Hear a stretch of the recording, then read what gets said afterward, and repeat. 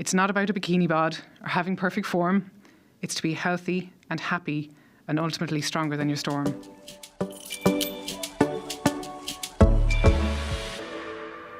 Welcome to Real Health with me, Carl Henry. Cancer kicker, poetry prattler, sales director, photographer, animal lover, and nature bather. That's from a poem from the book Things Went Tits Up, written by cancer survivor and qualified PT specialising in cancer prehab and rehab, Dearbhaile O'Hare. Dearbhaile, thank you so much for coming in. No worries, my pleasure. Thanks for having me. It's the title of the book would steer people to what it is. It's a bit of crack, Yeah, exactly. on a very serious topic. Yeah, absolutely. I think you need the dark humour during those dark days. You absolutely do. We're going to start with your diagnosis, if Sure. that's okay. Let's start there, and you can tell us a little bit about your story. Sure. So kind of, I suppose, maybe goes back even a little bit more before the diagnosis. So up until about 2020, I was fit and healthy. Did a fair bit of sea swimming and jogging, and had been to visit your good self to get a plan for the marathon. But then I think in the summer of 2020, I banjaxed my back, and that was kind of a combination of sitting too much during COVID, not stretching after running, and then a rogue wave took me out. That will absolutely do it. Yeah. So I had ruptured a disc, and then I had that kind of relentless sciatica down your leg. I had that last year for 7 months. I know all about it. It is the constant pain management of that is so just difficult to unforgiving. handle. Yeah, definitely. But I went through kind of epidural steroid injections, and they didn't work. So then I had a planned surgery that had to be postponed by eight weeks because I got COVID 2 days before. Just keeps giving. But then I had the discectomy and laminectomy, and then I was like a new woman after, standing up after the surgery, straightening your leg, being able to walk, built it back up again by Christmas. I think I had the surgery on the 1st of December, and then by Christmas I was walking 5k again, delighted with life. But then New Year's Day, January 2021, decided we'd go for a sea swim to celebrate, New Year, new me, all that good stuff. And when getting changed, I twisted funny and then snap, crackle, pop, and did the back again. So that was a lesson in use it or lose it, because I had kind of emergency surgery a few hours later. I had grade 2 tears of my glute minimus and medius, and the disc gone again. So it was a tough rehab. That was another 5 months, I think, where I kind of moved into the sitting room, slept on the recliner, and then did the whole, you hear couch to 5k. This was couch to front door, and then front door. And you were a marathon runner. Yeah. So it was tough. It was tough mentally as well. Absolutely. I kind of, said to myself, walk a little bit extra every day, just be a little bit better than yesterday. But it took, I'd say, a good 5 months post that surgery to get back on my feet. But then I did. Back to work, back to real life. And I wasn't long back on my feet when I found a lump. And I just remember thinking at the time, no, it couldn't be this unlucky. So I brushed it aside for a little while, but wrong thing to do not recommend that. But the company that I work for, they have this concept of wellness days. So one Friday every kind of quarter, you're given a day off to focus on your health and wellness, which is a fab thing. So I bit the bullet and I went to a GP, and then she examined me, and she gave me good reassurance because I was young. I'll take a compliment anywhere. Of course. Fit and healthy, and but because I was symptomatic and had a lump that needs to be investigated. So I was referred to see a breast surgeon, and I got that appointment 3 weeks later. I hadn't told anyone because I just thought, what's the point in worrying anyone if there's nothing to worry about? So I went along to the surgeon on a Tuesday at 5 o'clock, and I left at 5:30 with a card in my hand for a mammogram the following morning at 8. Wow. So kind of knew I'm in trouble here. So went along, had the mammogram, and that was followed by an ultrasound and a biopsy, and that was all before 9 o'clock in the morning. Wow. So triple assessment.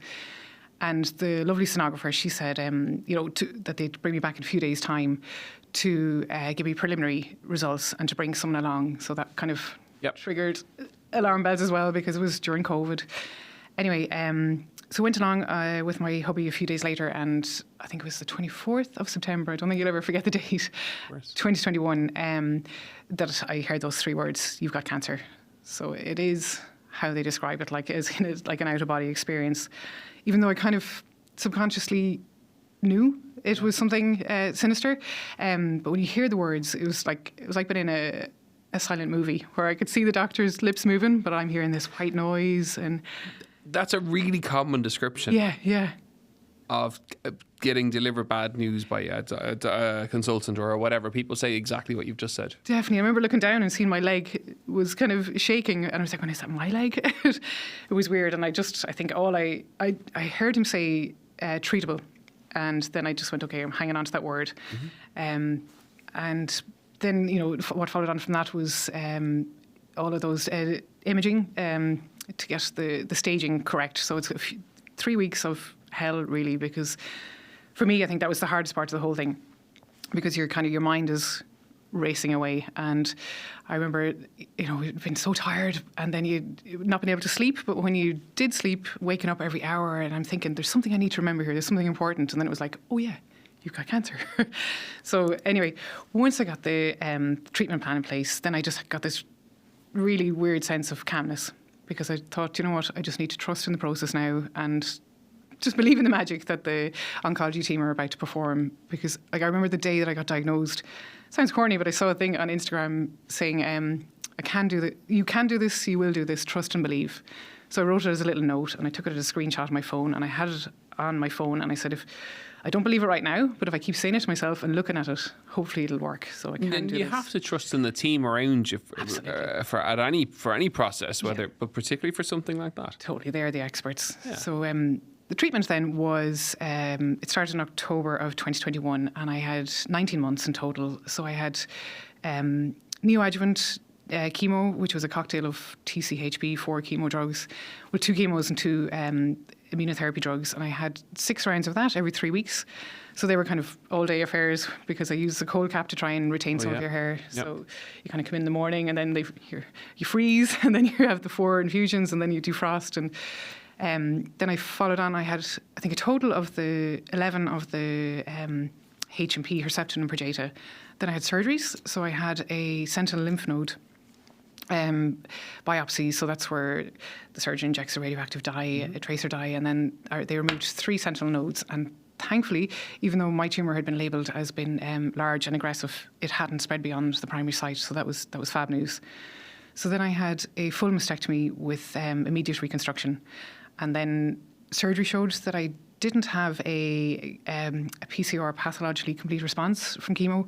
So I was put onto an adjuvant or a post-surgery chemo regime of Kadcyla for another 14 infusions every 3 weeks. So it just kind of extended a little bit more at about 9 months.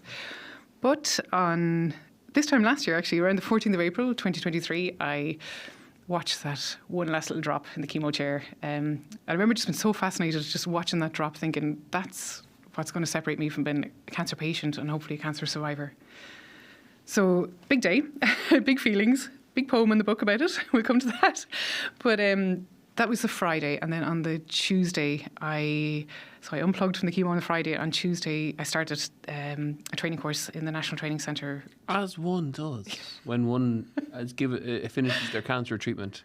I know. Are you that kind of person? Are you someone who's very energetic, very positive, very active? Yeah, definitely. And I think that's your kind of persona. Yeah, definitely. And I think exercise played such a fundamental role in my overall recovery, like for your head, everything. It kind of made me feel like me again, and it gave me back control in a time that's really desperately out of control at times.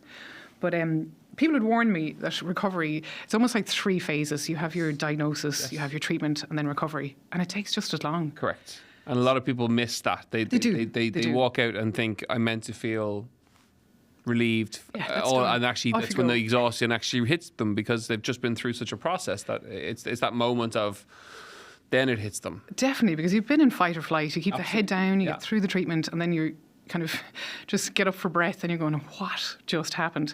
So I had been warned by a couple of friends who'd been in similar positions just ahead of me, to keep busy during that time. So I thought, look, I've always been interested in exercise.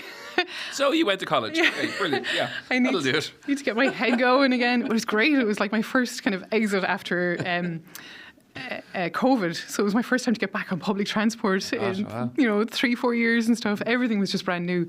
And I remember walking into the class and being surrounded by people that were kind of half my age and probably going, what's mom doing? Did you get lost on the way? Whatever. But it was fab. Loved it.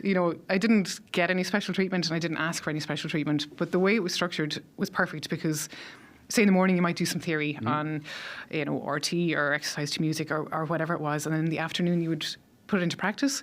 But if there was days where I was feeling really tired or a bit rubbish, then I didn't have to do the exercise, but I could practice coaching the exercise. So it was perfect. It just got my head going again. I got my body going again, started to build back up strength and just build up confidence, get that back again. So, because that's a huge part of the recovery, isn't it? It's building up the self-confidence, the self-belief. Yeah, along definitely. with managing the fatigue. Absolutely, because you're totally stripped right back. Like, you're losing your femininity, you're losing your hair, your eyebrows, your eyelashes, everything. And your confidence is just rock bottom. So it's just to build that back and just, and also you've lost an awful lot of strength. So it's those two things, I suppose, would be what I consider the main focus, building up the confidence and strength. So when I did, when I that finished, did the exams in July, and then that enabled me to go on to do a course remotely through the UK with the Can Rehab Trust, cancer rehabilitation, to become a cancer exercise specialist. So, because people listening will be fascinated by this. Now, we've done this with not purely in the cancer space, but in terms of just prehab and rehab for every surgery, right, and for years. But actually, it's still really not a thing. Yeah.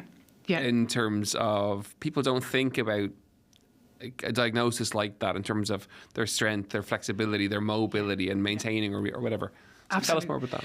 I think I can see it coming that in the future, I think it would be fantastic if exercise became part of your treatment plan. It's just to build you up, get back that confidence, that strength, and just come back stronger after basically the fight of your life.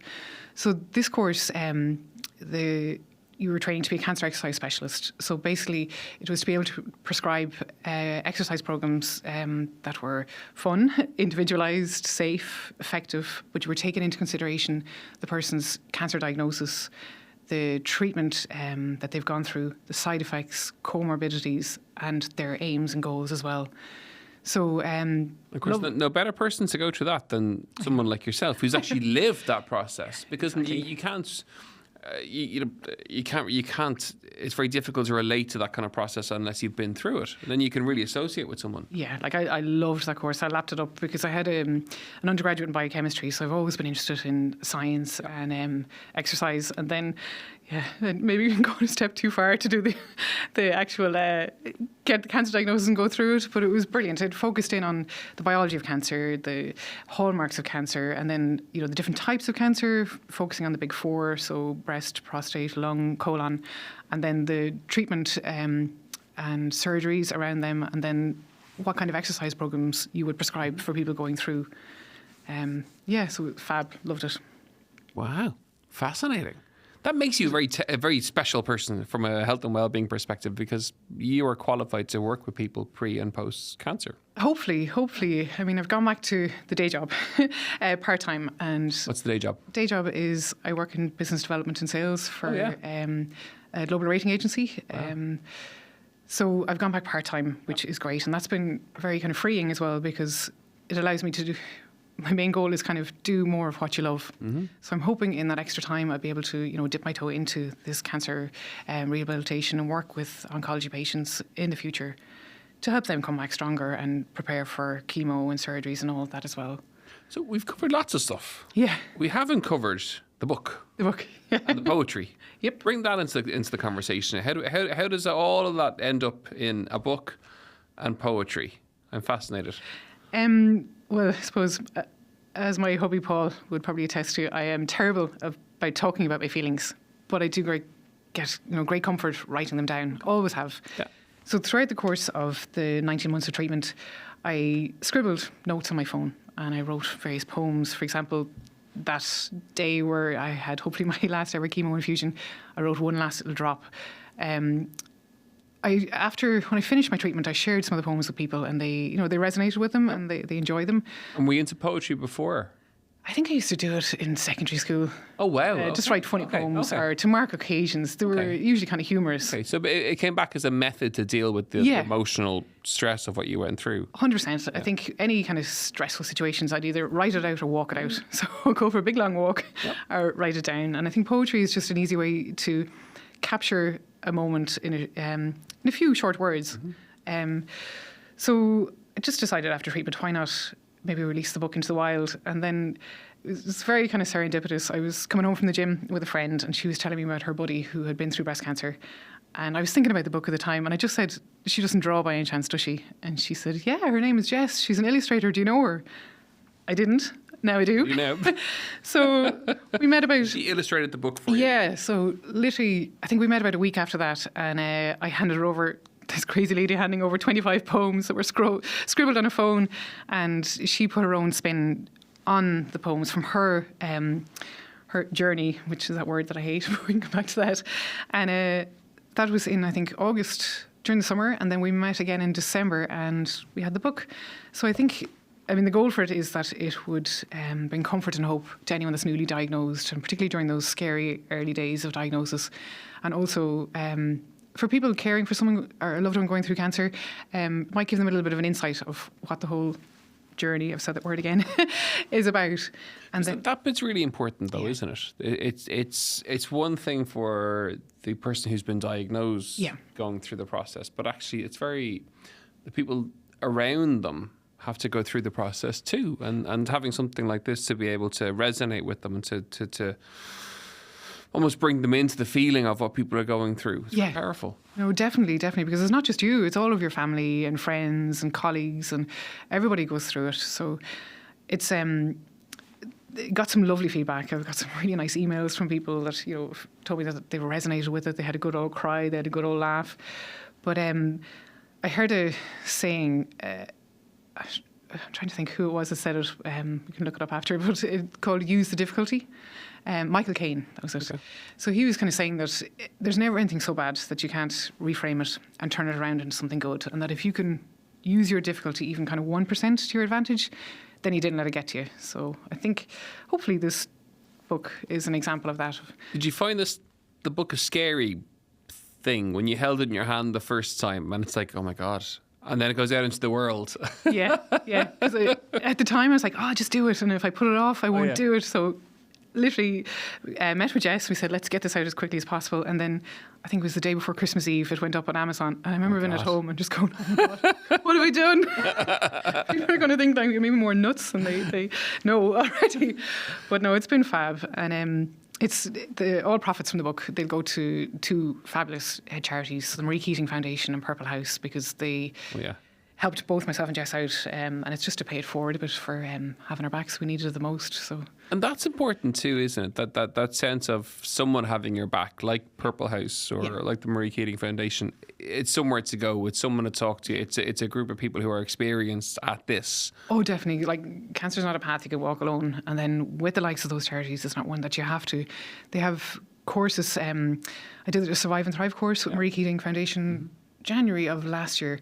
And that's run by a nurse specialist and then a cancer thriver. And then it was a 6-week course. We log on from 6 to 9 every evening, and it was just fab. It was just so positive. Yeah. So it was kind of giving you tips on everything from nutrition to exercise to handling difficult situations, making decisions.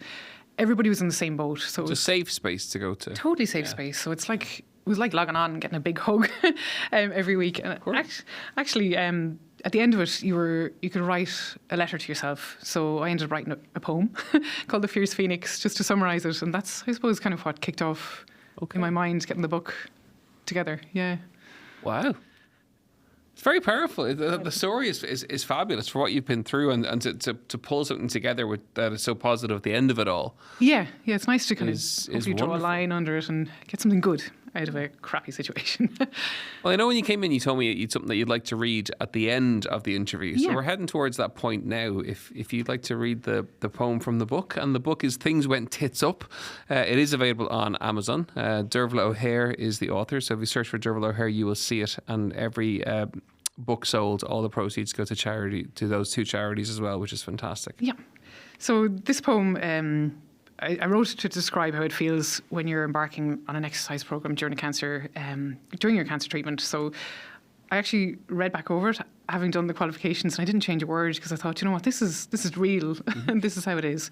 So it's a little bit long, so bear with me. So you take a deep breath, take your time. Ourselves and all our listeners we're here with you, looking forward to it. Exercise is medicine. It's like winning the lottery. In fact, it's better than wealth. to be in the full of your senses with good mind and body health. After a cancer diagnosis, they both take a hit. As part of your recovery, you need time to get fit. It's not about a bikini bod or having perfect form. It's to be healthy and happy and ultimately stronger than your storm. The goal is to feel well while learning a new skill, hopefully replacing some of those medicines with time on a treadmill.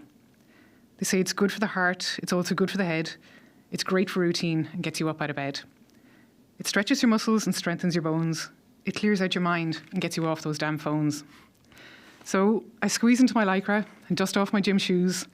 I say goodbye to my wobbly bits, hopefully soon to be yesterday's news. How I wish there was a safe space to work out where no one would care as I rock up to the gym, wrapped in Lycra, with a wonky boob and no hair. Unfortunately this time, my fears weren't abated. I'm surrounded by gym bunnies and feel totally gym-timidated. I meet with my trainer. He's perfectly sculpted like a T-bone steak. I feel like an imposter, an alien. I'm truly a fake. Trying not to feel self-conscious or silly or stupid, it boils down to the simple fact, if you don't move it, you lose it. After the slightest exertion, I'm already out of puff. Unfortunately, my current physique is more buffet than buff. It feels like hell right now, but tomorrow I'll be glad when I begin to feel those muscles I never knew I had. I mount an exercise bike and elegantly throw over my leg. I'm sure I have a six-pack hiding in there somewhere. It's just buried deep under a keg. I build up a sweat as I stifle my giggles. How I wish I had eyebrows to catch all my dribbles. I get down on the mat to try something called a burpee. I manage about 5, even though the instructor said 30. 20 jumping jacks later, I'm hotter than hell, and I'm handed some yoke. He calls it a kettlebell. He tells me to squat, but my kettlebell is swinging. I'm already pooped, and it's just the warm-up. The class is only beginning. I survive all 40 minutes. Thankfully, it wasn't any longer. This marks the beginning of my comeback, and I vow to come back stronger. I'm now a regular gym goer. In fact, I've got an annual subscription. I'm living proof that exercise is medicine, just without a prescription. Oh. Dearbhaile O'Hare, thank you so much. No worries. Done 2 first. We had a poem at the start and a poem at the end. That was a wonderful chat and Thank a you. wonderful catch up. And I wish yourself and the book all the best. Folks, the book is called Things Went Tits Up, Dearbhaile O'Hare. If you search that into Amazon, you will find it there. That wasn't meant to rhyme, but it did after listening to all your rhymings. There we go. Thank you so much for coming in. We really appreciate it. And if people want to find you on Instagram or anything like that, can they find you? Things Went Tits Up, and then we have a webpage, thingswenttitsup.ie as well, and you can buy the book from there too. So amazing. Yeah, we'll share it on my Instagram later on. So if you check out my stories, I'll pop the book up and I'll tag it as well. And Super. We'll try and get it on its way. Folks, I really hope you enjoyed today's episode of Real Health. A empowering and phenomenal episode. I think you'll absolutely agree. As ever, you know where we are at Carl Henry PT on Instagram, Real Health on the Irish Independent website, and we will see you next week for more Real Health. So long, go.